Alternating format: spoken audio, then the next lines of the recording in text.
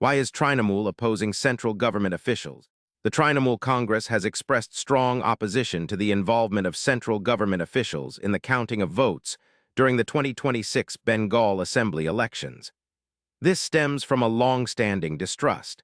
They believe these officials might favor the ruling party at the center, affecting the fairness of the process. This fear is rooted in past instances where opposition parties accused the central government of interference, raising concerns about impartiality during sensitive electoral moments. Historically, Bengal's elections have often been a battleground between the state government led by Trinamool and the central government. In earlier elections, disputes erupted over the deployment of central forces and officials. Trinamool's resistance is not just about the 2026 election, but part of a broader pattern of contesting central oversight, which they argue undermines federal principles and state autonomy in electoral administration.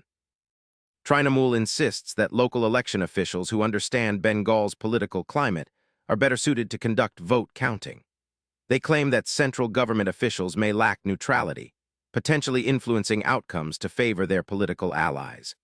By opposing central involvement, Trinamool aims to ensure the election results reflect the genuine will of Bengal's voters without outside pressures or manipulation. This opposition is more than political rivalry. It touches on the core of democratic processes.